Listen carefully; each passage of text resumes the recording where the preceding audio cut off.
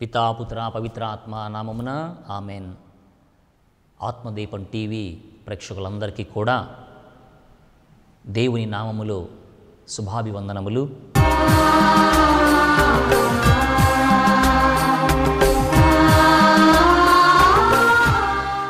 వాక్యాన్ని ధ్యానం చేసుకుందాం. దేవుని బిడ్డలారా, లూకా సువార్త 3వ అధ్యాయము 21వ వచనము నుంచి, జనులందరూ బ్యాప్టిజం పొందిన పిదప యేసు కూడా బ్యాప్టిజం పొంది ప్రార్థన చేయుచుండగా ఆకాశము తెరవబడి పవిత్రాత్మ శరీర రూపమున పావురము వలె ఆయనపై దిగివచ్చెను. ఆ సమయమున నీవు నా ప్రియమైన కుమారుడవు, నిన్ను గూర్చి నేను ఆనందించున్నాను అని దివ్యవాణి వినిపించెను. ఇది క్రీస్తు సుశేషము. క్రీస్తువా మీకు స్తుతి కలుగును గాక. ప్రియ దేవుని బిడ్డలారా, దేవుని వాక్యాన్ని ధ్యానం చేసుకోబోయే ముందు చిన్న ప్రార్థన చేసుకుందాం. పరిశుద్ధుడ ప్రేమగల తండ్రి సర్వేశ్వర, మా జీవితాల్లో మరి ఒక కొత్త రోజును ప్రసాదింపచేసి నీ ఘనమైనటువంటి నామాన్ని స్తుతించి ఆరాధించే భాగ్యాన్ని కలుగచేసినందుకు వేలాది వందనాలు ప్రభువా. మీరు ఎల్లవేళలా కూడా ప్రభువా దివ్య సంస్కారముల ద్వారా మీరు మాతో ఉన్నారు. స్తోత్రమయ్యా. ఈ దివ్య సంస్కారములు మా జీవితాలను ఆత్మ ఫలముతోటి ఆత్మశక్తితోటి నింపుతూ ఉన్నాయి ప్రభువా. ఈరోజు ఏ బిడ్డ అయితే ప్రభువా ఈ దివ్య సంస్కారాల గురించి క్లుప్తంగా వినబోతూ ఉన్నారు, వారందరినీ నీ ఆత్మతో అభిషేకించండి. నీ ఆత్మశక్తితో నింపండి ప్రభువా. ఏ దుష్టాలోచనలకు లోను కాకుండా నీ వాక్యమును దృఢముగా వినే భాగ్యమును కలగచేయమని మా నాథుని మీ కుమారుడైన యేసు నామములో అడిగి వేడుకొనుచున్నాము తండ్రి, ఆమెన్. హెబ్రీయులకు రాసిన లేఖ 13వ అధ్యాయం 5వ వచనం. దేవుని బిడ్డలారా, నేను మిమ్ము ఎప్పుడునూ విడువను, ఏనాటికి ఎడబాయను అని దేవుడు పలుకుచున్నాడు. అవును ప్రియ క్రైస్తవ సహోదరి సహోదరులారా, మన జీవితాలు పరిశీలించుకుంటే దేవుడు ఎప్పుడు కూడా మనల్ని చేయి విడువడు.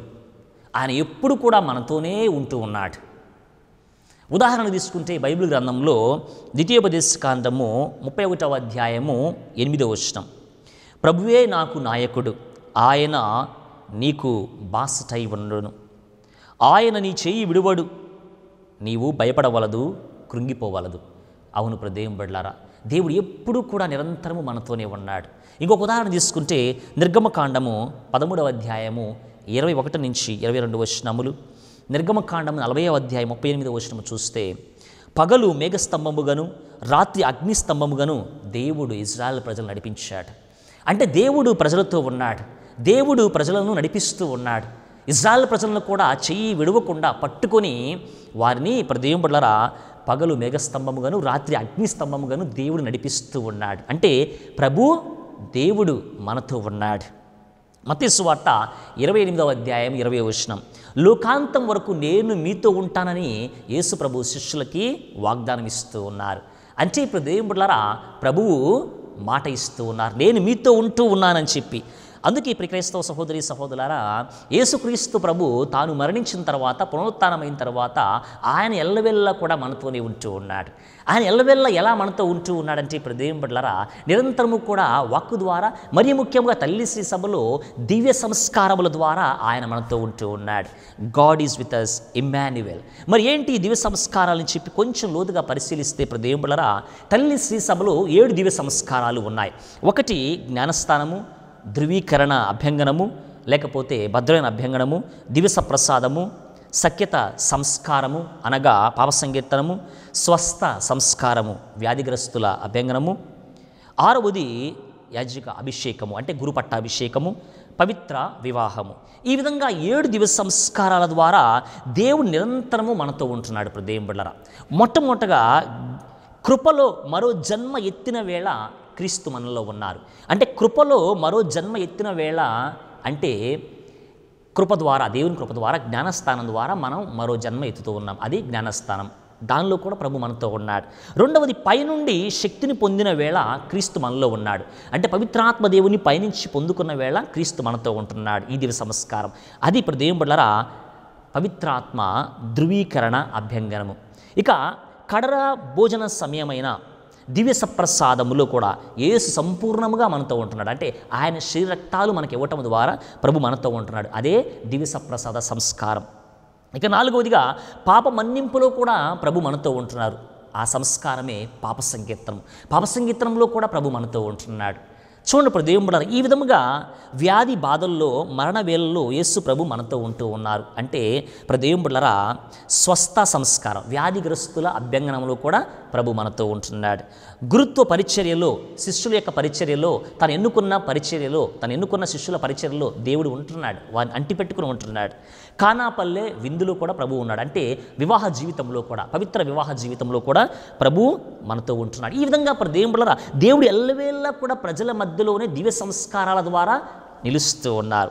అందుకే అన్నీ ముఖ్యముగా దివ్య ప్రసాదము సంస్కారాలకే సంస్కారం అని చెప్పవచ్చు. ఎందుకంటే దీని ద్వారా ప్రతిరోజు క్రీస్తు శరీర రక్తాలను మనం భుజిస్తూ ఉన్నాం. క్రీస్తు మనలో ఉంటున్నాడు, మనల్ని ముందు నడిపిస్తున్నాడు. అందుకే పునీత అగస్తిన్ గారు అంటారు, ప్రదేవుడులరా క్రీస్తు జ్ఞాన శరీరమైన మనము క్రీస్తు శరీరమును భుజిస్తున్నాం, క్రీస్తు శరీరమును భుజించిన మనము క్రీస్తు జ్ఞాన శరీరము అగుచున్నాము అంటాడు. కనుక ప్రదేవుడులరా ఈ దివ్య సంస్కారముల ద్వారా, ఈ 7 దివ్య సంస్కారముల ద్వారా దేవుడు ఎల్లవెల్లా కూడా మనతో ఉంటున్నాడు. అందుకే పవిత్రమైనటువంటి దివ్య సంస్కారాలు అనేవి మన జీవితంలో చాలా చాలా ముఖ్యము ప్రదేవుడులారా.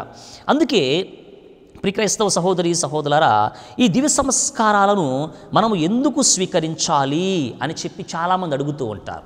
ఈ దివ్య సంస్కారాలు ఎందుకు స్వీకరించాలంటే ప్రదేవుడులారా దానికి కారణాలు ఉన్నాయి. మొట్టమొదటగా మనిషి జన్మించినప్పటి నుంచి, మనిషి పుట్టినప్పటి నుంచి కూడా దేవాలయముతోటి, మనము ప్రార్థన చేసే ఆలయముతోటి, అంటే ఆలయమే దేవుని నివాసస్థలం, అంటే దేవునితోటి మనం సంబంధం పెట్టుకుంటూ ఉంటాం. ఉదాహరణకు ప్రదేవుడులారా మనం పుట్టినప్పటి నుంచి మరణించేంత వరకు కూడా మనకి దేవునికి సంబంధం ఉంటుంది. మొట్టమొదటగా మనము జన్మించినప్పుడు దేవాలయానికి వచ్చి, అంటే దేవుని సన్నిధికి వచ్చి మనము పేరు పెట్టుకుంటాం. అంటే జ్ఞానస్థానాన్ని స్వీకరిస్తాం. మన జన్మ పాపాన్ని పోగొట్టుకోవడానికి జ్ఞానస్థానాన్ని స్వీకరిస్తాం. మరలా మనం తప్పులు చేసి ఉంటే మరలా పాప సంకీర్తనాన్ని స్వీకరిస్తూ ఉంటాం. అంటే పాప సంకీర్తనము ద్వారా మన పాపాలు తుడిచివేసుకుంటూ ఉంటాం ఒక గురువు ద్వారా. గురువు క్రీస్తు యొక్క రూపాన్ని కలిగి అక్కడ కూర్చొని ఉంటాడు. ఆయన దగ్గర మన పాప సంగీతం చేసినప్పుడు మన పాపాన్ని తొలగించుకుంటూ ఉంటాం. ఇక ప్రతిరోజు కూడా దివ్య పూజా బలుల్లో పాల్గొని ఈ దివ్య సంస్కారం ద్వారా మనం క్రీస్తు రక్తాలను స్వీకరిస్తూ ఉంటాం. ఒకవేళ మనకి వ్యాధి కలిగిన, బాధ కలిగిన, మనకి చివరి గడియల్లో, లేకపోతే మన కుటుంబ సభ్యుల్లో, లేకపోతే మనకే ఏదైనా కష్టం వచ్చినప్పుడు, లేకపోతే మరీ ముఖ్యంగా అనారోగ్యంగా ఉన్నప్పుడు మనము ప్రదేవుడులారా ఆ అవస్థాభ్యాంగనం అనేది తీసుకుంటూ ఉంటాం. తరువాత వివాహం, మన దేవాలయంలోనే మనము వివాహం చేసుకుంటూ ఉంటాం. దేవుని సన్నిధిలో దేవునితో అంటే దేవాలయానికి మనం సంబంధం కలిగి ఉంటాం. వివాహము కూడా దేవాలయంలో చేసుకుంటాం. దేవుడు ఎన్నుకుంటాడు, కొంతమంది గురు పట్టాభిషేకాన్ని ఇస్తాడు, వాళ్ళని సువార్తకి ప్రత్యేకంగా ఎన్నుకుంటాడు. ఈ విధంగా మనము దేవునితో సంబంధం కలిగి ఉంటాం. ఇక చివరిగా ప్రదేవుడులారా పవిత్రాత్మ యొక్క ధృవీకరణ అభ్యంగనం కూడా స్వీకరిస్తాం. అంటే పవిత్రాత్మను మనం స్వీకరిస్తాం. ఈ విధంగా క్రైస్తవుడు పుట్టినప్పటి నుంచి మరణించేంత వరకు కూడా దేవునితోటి, దేవాలయానికి, అంటే దేవుని నివాస స్థలానికి దేవునితోటి అంటిపెట్టుకుని ఉంటాడు. ఇవన్నీ కూడా మనం స్వీకరించాలి. ఈ దివ్య సంస్కారాలు అనేవి ప్రదేవుడులారా మనము స్వీకరించాలి. అందుకే ప్రదేవుడులారా the efficacy of the sacrament does not depend on the priest and his character, but graces directly flows through the sacrament by the ministerial priest. అందుకే ప్రదేవుడులారా దివ్య సంస్కారాలు అనేవి వాటి యొక్క సమర్థత అనేది గురువు మీద లేక ఆయన జీవితం మీద ఆధారపడదు. గురువు ద్వారా, చూడండి ప్రదేవుడులారా, గురువు ద్వారా వాటి అనుగ్రహాలు క్రీస్తు మనకిస్తారు. ఒక గురువు దివ్య సంస్కారాన్ని ఇచ్చినప్పుడు, ఉదాహరణకు జ్ఞానస్థానాన్ని ఇచ్చినప్పుడు, పాప సంగీతనాన్ని మనకి ఇచ్చినప్పుడు ప్రదేవుడులారా గురువు ద్వారా దేవుడు ఆ దివ్య సంస్కారం ద్వారా మనకు అనుగ్రహాలు ఇస్తాడు. అందుకే ఇప్పుడు దేవుడురా ఎక్స్ ఓపరే ఓపెరాతో అంటారు. అంటే from the very work performed. ఎప్పుడైతే ఒక్కసారి ఈ దివ్య సంస్కారం అనేది జరిగిద్దో, ఈ దివ్య సంస్కారము గురువు ద్వారా ఇవ్వబడుతూ ఉంటుందో ఇప్పుడు దేవుడురా అది జరిగినట్టే. అందుకే ఇప్సో ఫ్యాక్టో అంటారు ఇప్పుడు దేవుడురా. అంటే బై దట్ వెరీ ఫ్యాక్ట్, అంటే దివ్య సంస్కారము ఒక్కసారి ఇచ్చారు అంటే ఇచ్చినట్లే. ఇంకంతే ఇప్పుడు దేవుడురా ఆ ఇచ్చినప్పటి నుంచి కూడా దేవుడురా మన జీవితంలో దేవుని అనుగ్రహాలు మనం పొందుకున్నట్లే. అందుకే దివ్య సంస్కారాలు అనేవి క్రైస్తవ సహోదరి సహోదరులారా మన జీవితంలో చాలా చాలా ముఖ్యం. అందుకే మనిషి పుట్టినప్పటి నుంచి మరణించేంత వరకు కూడా, క్రీస్తులో కలిసిపోయేంత వరకు కూడా ఈ దివ్య సంస్కారాలతోటే జీవిస్తాడు. ఈ దివ్య సంస్కారాల ద్వారా దేవుడు మనతో ఉంటాడు. నిరంతరము ఉంటూ ఉన్నాడు దేవుడరా. అందుకే తల్లి శ్రీ సభలో దేవాలయంలో మనం ఈ దివ్య సంస్కారాలని దేవుడరా మన జీవితంలో నిజ జీవితంలో స్వీకరిస్తూ ఉంటాం. వీటి ద్వారా క్రీస్తు మనతో నిరంతరము కూడా ఉంటున్నాడు దేవుడరా. అందుకే కథోలిక శ్రీ సభ సత్యోపదేశము క్యాటగిజం ఆఫ్ ద క్యాథలిక్ చర్చ్లో దేవుడరా 1116 ఆ పారాగ్రాఫ్ చూస్తే దేవుడరా అక్కడ ఏమనుందంటే, పొందిన వారందరికీ ఈ దివ్య సంస్కారాలు పొందిన వారందరికీ క్రీస్తు జీవాన్ని అందచేస్తూ ఉన్నారు. అవి క్రీస్తు జ్ఞాన శరీరమైన శ్రీసభలో పనిచేసే పవిత్ర కార్యాలవి. శ్రీసభలో పనిచేసే పవిత్ర కార్యాలు యొక్క దివ్య సంస్కారాలు. అందుకే దేవుళ్ళ దివ్య సంస్కారాల సామర్థ్యం గల కృపావర సంజ్ఞలు. వాటి మూలాలకు అధికారి ఎవరంటే క్రీస్తే వాటిని స్థాపించారు, శ్రీసభకు అప్పచెప్పారు. అంటే క్రీస్తు స్థాపించి మనకి ఇచ్చారు. వాటి ద్వారా మనకు దైవ జీవము అందుతుంది దేవుళ్ళరా. అందుకే కథోలిక శ్రీసభ సత్యోపదేశంలో మనం చదువుతూ ఉన్నాం ఆ పారాగ్రాఫ్ దేవుళ్ళరా 1131. అందుకే క్రైస్తవ సహోదరి సహోదరులారా, ఈ దివ్య సంస్కారాలు అనేవి యేసుక్రీస్తు ప్రభువే స్వయముగా స్థాపించారు కాబట్టి వీటిని మనం స్వీకరించాలి. 7 దివ్య సంస్కారాలు క్రీస్తే స్థాపించారు కాబట్టి వాటిని మనం స్వీకరించాలి దేవుళ్ళారా. మరీ ముఖ్యముగా ఇంకొంచెం లోతుగా వెళితే ఎందుకు నేను స్వీకరించాలి దివ్య సంస్కారాలంటే, ఈ దివ్య సంస్కారాలు ప్రతి మనిషిని కూడా పవిత్రతలో జీవించే విధంగా చేస్తాయి. ఎందుకంటే దేవుళ్ళరా దివ్య సంస్కారాలు మనం పవిత్రలో ఎదుగుటకు సహాయపడతాయి. అవి దేవుని యొక్క వరాలు మనకు అందచేస్తాయి. అందుకే మనము దివ్య సంస్కారాలు స్వీకరించిన తర్వాత దేవుని బిడలమవుతాం. జ్ఞానస్థానము స్వీకరించిన తర్వాత ఈ దివ్య సంస్కారం స్వీకరించిన తర్వాత అప్పటి నుంచి కూడా మనం దేవుని బిడలమవుతాం. అంటే మనం దేవుని బిడలమైతే అయ్యో నేను దేవుని బిడను కదా, నేను పవిత్రంగా జీవించాలి, నేను పవిత్రంగా ఉండాలని చెప్పి మనకు ఆ దివ్య సంస్కారం అనేది గుర్తు చేస్తూ ఉంటుంది. అందుకే దేవుళ్ళరా ఈ దివ్య సంస్కారాలు అనేవి చాలా చాలా ముఖ్యం మనం స్వీకరించటం. ఇక కొంచెం లోతుగా ధ్యానం చేస్తే దేవుళ్ళరా ఈ దివ్య సంస్కారాలు దేవుని యొక్క వాక్కు ద్వారా నడిపించబడుతూ ఉంటాయి. ప్రతి దివ్య సంస్కారము కూడా దేవుని యొక్క వాక్కు ద్వారా ముందుకు వెళ్తాయి. ప్రతి దివ్య సంస్కారానికి క్రీస్తు వాక్కే మూలాధారం దేవుళ్ళరా. ఇది మానవుని యొక్క వాక్కు కాదు, లేకపోతే ఫాదర్ గారి యొక్క వాక్కు కాదు. ఈ యొక్క దివ్య సంస్కారంలో క్రీస్తు వాక్యే మూలాధారం దేవుళ్ళరా. అది మనం చాలా జాగ్రత్తగా గమనించాలి. చూడండి దేవుళ్ళరా, బ్యాప్టిజంలో అంటే జ్ఞానస్థానంలో మత్తయి సువార్త 28వ అధ్యాయం 19వ వచనంలో ప్రభు అంటున్నారు, మీరు సకల జాతి జనులకు సువార్తను బోధించి పితాపుత్ర పవిత్రాత్మ నామమున పేరిట జ్ఞానస్థానాన్ని ఇవ్వండి, స్వీకరించండి అని ప్రజలకు తెలియచేస్తారు దేవుళ్ళరా. ఆ వాక్కు ద్వారా గురువు జ్ఞానస్థానాన్ని ఇస్తాడు. ధృవీకరణ అభ్యంగనము అంటే పవిత్రాత్మను మనము స్వీకరించే అభ్యంగనం. చూడండి దేవుడు ఇక్కడ కూడా అపోస్తల కార్యములు 1వ అధ్యాయం 5వ వచనము, 2వ అధ్యాయం 1 నుంచి 4వ వచనాలు అక్కడ కూడా ఆ ఆత్మ ఏ విధంగా అయితే ప్రజల మీద శిష్యుల మీద కృంభరించబడిందో ఈ వాక్కును మనం అప్పుడు ఉపయోగిస్తూ ఉంటాం. ఇక 3వది దివ్య ప్రసాదం. యోహాను సువార్త 6వ అధ్యాయము 40, యోహాను సువార్త 6వ అధ్యాయము 54, 56, 51 ఈ 3 వచనాల ద్వారా దివ్య ప్రసాదాన్ని మనము స్వీకరిస్తూ ఉంటాం. పాప సంగీతనం దేవుడరా మనము చేసిన పాపాలు గురువు దగ్గర ఒప్పుకోవటం. మార్కు సువార్త 1వ అధ్యాయం 15వ వచనము, యోహాను సువార్త 20వ అధ్యాయం 21 నుంచి 23 వచనాలు. శిష్యులకు దేవుడు అధికారాన్ని ఇచ్చారు. మీరు ఎవరి పాపములైతే మన్నిస్తారో అవి మన్నించబడతాయని చెప్పి ఈ పాప సంగీతం ద్వారా ఆ వాక్కు ద్వారా ఆ దివ్య సంస్కారాన్ని మనం ఇస్తూ ఉంటాం దేవుళ్ళారా. ఇక వ్యాధిగ్రస్తుల అభ్యంగనము ఇది కూడా మార్కు సువార్త 2వ అధ్యాయం 17వ వచనము, యాకోబు గ్రంథం 5వ అధ్యాయము 14 నుంచి 17 వచనములు. ఈ విధంగా ఎవరైనా వ్యాధి బాధల్లో ఉంటే క్రీస్తు ఏ విధంగా అయితే వాళ్ళని పలకరించారో, క్రీస్తు ఏ విధంగా అయితే వాళ్ళని స్వస్థపరిచారో, క్రీస్తు వాక్కు ద్వారా గురువు ఆ దివ్య సంస్కారాన్ని ఇస్తాడు ఎవరికైనా బాగలేకపోతే.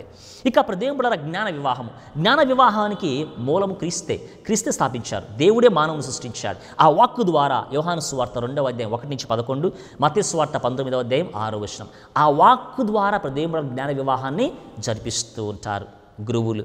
ఇక గురు పట్టాభిషేకం మనకు తెలుసు దేవుళ్ళ ప్రత్యేకంగా శిష్యుల కోసం ఏర్పరచుకున్నది. దేవుడు ఎన్నుకుంటాడు ప్రజలని, ఎన్నుకొని వాళ్ళని అభిషేకిస్తాడు. అక్కడ కూడా మార్కు సువార్త 10వ అధ్యాయం 45వ వచనము, లూకా సువార్త 22వ అధ్యాయం 27వ వచనము, హెబ్రీయులకు రాసిన లేఖ 5వ అధ్యాయం 4 నుంచి 6 వచనాలు. ఈ వాక్కులన్నీ కూడా దేవుళ్ళరా ఈ యొక్క 7 దివ్య సంస్కారాలతోటి ఇమిడి ఉన్నాయి.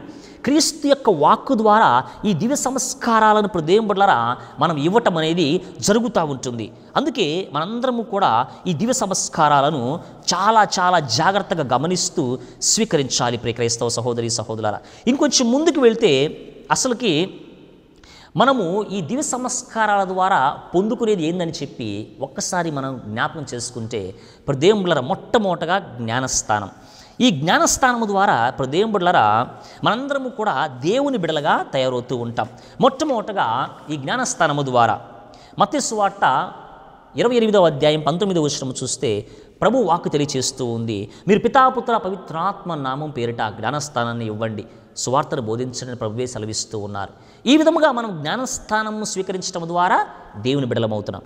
రెండవది ప్రదేంబులరా ధృవీకరణ అభ్యంగనము, అంటే పవిత్రాత్మ దేవుని యొక్క పరిపూర్ణముగా మనము స్వీకరించే అభిషేకము. ఎందుకంటే మనం చిన్నపిల్లలుగా ఉన్నప్పుడు ఆ జ్ఞానస్థానంలో ఏం జరుగుతుందో మనకి ఏ పేరు పెడుతున్నారో ఏం జరుగుతుందో అర్థం కాదు. అందుకే కొంచెం వయసు వచ్చిన తర్వాత ప్రదేంబులరా ఈ ధృవీకరణ అభ్యంగనం అనేది ఇస్తూ ఉంటారు. అప్పుడు మనకు అవగాహన ఉంటుంది, ఓకే ఇది అని చెప్పి అవగాహన ఉంటుంది.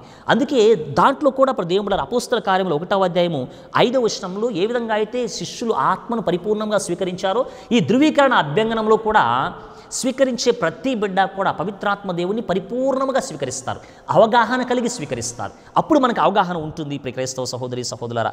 ఇక మూడవదిగా దివ్య సప్రసాదం. ఈ దివ్య సప్రసాదము ప్రదేంబులరా మనం స్వీకరించడం ద్వారా, ఈ దివ్య సంస్కారాన్ని స్వీకరించడం ద్వారా మనలో జీవం ఉంటుంది. అందుకే ప్రభు అంటున్నారు యోహాను సువార్త 6వ అధ్యాయము 54, 56 వచనములు, మీరు నా శరీరమును భుజించి నా రక్తమును పానం చేయకపోతే, వాడిని మీరు స్వీకరించకపోతే మీకు నిత్య జీవం ఉండదు అంటున్నాడు దేవుడు. అందుకే మనము వాడిని స్వీకరించడం ద్వారా మనకు నిత్య జీవం అనేది ఉంటుంది. ఇక నాలుగవది పాప సంకీర్తనం. మనం ప్రతి ఒక్కరం కూడా బలహీనలు ప్రదేంబులరా. మనలో ఈ బలహీనత పోవాలంటే, చేసిన పాపం తుడిచివేయబడాలంటే మనం ఏం చేయాలి? గురువు దగ్గరికి వెళ్ళి పాప సంకీర్తనం చేయాలి. ఎందుకంటే గురువుకి దేవుడు అధికారాన్ని ఇచ్చాడు. మీరు ఎవరి పాపాలను మన్నిస్తారో ఆ పాపాలు మన్నించబడతాయని చెప్పి యోహాను సువార్త 20వ అధ్యాయము 21 నుంచి 23 వచనాల్లో ప్రభువు వారికి ఆ శక్తినిచ్చారు. కనుక దేవుని బిడ్డలారా మనం ఏం చేయాలి? మన పాపాన్ని ఒప్పుకోవాలి. ఈ దివ్య సంస్కారము ద్వారా దేవుడు మన పాపాన్ని తీసివేస్తాడు. అందుకే పాప సంకీర్తనంలోనే దేవుని అనేక అనుగ్రహాలు పాపం మీద కుమ్మరించబడతాయి. ఇక తరువాత ప్రదేంబులరా జ్ఞాన వివాహము. ఈ జ్ఞాన వివాహము కూడా దేవుడు స్థాపించింది. ఈ జ్ఞాన వివాహము ద్వారా ఏమవుతుంది? భార్యాభర్తలు ఇరువురు కూడా ఒకటైపోతూ ఉంటారు. ఇది ఒక దివ్య సంస్కారం. ప్రభువే దీన్ని స్థాపించారు. గురువు ద్వారా ప్రజలకు అందచేసే అతి ఉన్నతమైనటువంటి సంస్కారం. దీని ద్వారా ప్రదేంబుల ఈ సృష్టి అనేది కొనసాగబడుతూ ఉంటుంది. కాబట్టి ప్రజలు దీనిని స్వీకరించాలి. ఇక క్రైస్తవ సహోదరి సహోదరులారా, కొంచెం ధ్యానం చేస్తే వ్యాధిగ్రస్తుల అభ్యంగనం చూస్తే మార్కు సువార్త 2వ అధ్యాయం 17వ వచనము, 6వ అధ్యాయం 13వ వచనం. యేసుక్రీస్తు ప్రభువే స్వయముగా వారి దగ్గరికి వెళ్ళి వ్యాధి బాధల్లో ఉన్న వారిని తాకి స్వస్థపరుస్తూ ఉంటాడు. ఈ అభ్యంగనము ప్రదేంబులరా, ఈ దివ్య సంస్కారము అనేది వ్యాధిగ్రస్తుల అభ్యంగనము, వ్యాధిగ్రస్తుల దివ్య సంస్కారం అనేది ఎవరికైనా బాగలేనప్పుడు గురువు ప్రదేంబులరా గురువు ఇచ్చే ఒక సంస్కారం. ఆ సంస్కారం ఇవ్వటము ద్వారా, ఆ గురువు చేతుల మీదుగా స్వీకరించటము ద్వారా ప్రదేంబులరా స్వీకరించే వ్యక్తి దేవుని యొక్క స్వస్థతను పొందుకుంటాడని ఒక నమ్మకముతో తల్లి శ్రీ సభ ఇస్తుంది. కాబట్టి దేవుడులారా దానిని మనం స్వీకరించాలి. ఇక తరువాత క్రైస్తవ సహోదరి సహోదరులారా గురు పట్టాభిషేకం అనేది అటు జ్ఞాన వివాహం పొందుకున్న వారికి కొంతమందిలో ఈ యొక్క జ్ఞాన వివాహం ఉంటే కొంతమందిలో గురు పట్టాభిషేకం అనేది ఉంటుంది. వారు ప్రత్యేకంగా దేవుని చేత ఎన్నుకోబడతారు. వారు తైలము చేత అభిషేకం పొందుకుంటారు, మన తండ్రి గారు, మన బిషప్ గారి చేత. దేవుడు ఈ విధముగా ఆ దివ్య సంస్కారాన్ని కూడా మనం స్వీకరిస్తూ ఉన్నాం. కనుక ఈ దివ్య సంస్కారాలన్నీ స్వీకరించడం ద్వారా మనకి ఎన్ని లాభాలు ఉన్నాయో చూడండి దేవుడులారా. ఈ లాభాలన్నీ కూడా మనం స్వీకరిస్తూ ఉంటాం దివ్య సంస్కారం ద్వారా. అందుకే మానవుడు పుట్టినప్పటి నుంచి మరణించేంత వరకు కూడా దేవాలయానికి సంబంధం కలిగి ఉంటాడు. దేవాలయములు ఎవరుంటారు? క్రీస్తు ఉంటారు. అంటే క్రీస్తు సంబంధం కలిగి ఉంటారు. కనుక క్రైస్తవ సహోదరి సహోదరులారా, ఈ దివ్య సంస్కారాల ద్వారా మనము దేవునికి అతి ఉన్నతమైనటువంటి బిడ్డలుగా తయారవుతూ ఉన్నాం.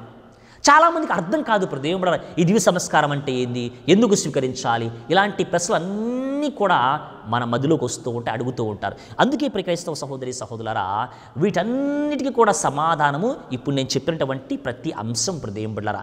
ఆ దివ్య సంస్కారాలను ప్రతి ఒక్కరూ కూడా స్వీకరిస్తూ మనందరం కూడా నిత్యము కూడా దేవుని బిడ్డలుగా ఉండటానికి ప్రయత్నం చేద్దాం. కనుక ప్రతి ఒక్కరూ కూడా ఈ యొక్క దివ్య సంస్కారాలను అర్థం చేసుకొని మన పిల్లలకు బోధిస్తూ వాటి ద్వారా మనము క్రీస్తుకి ఇంకా దగ్గర అవడానికి ప్రయత్నం చేద్దాం. పిత పుత్ర పవిత్ర ఆత్మనామమున ఆమెన్. అందరూ కళ్ళు మూసుకొని ప్రార్థన చేద్దాం. పరిశుద్ధుడా ప్రేమగల తండ్రి ఓ నా సర్వేశ్వర, సమస్తమును సృష్టించి పరిపాలిస్తున్న దేవానికి స్తోత్రమయ్యా.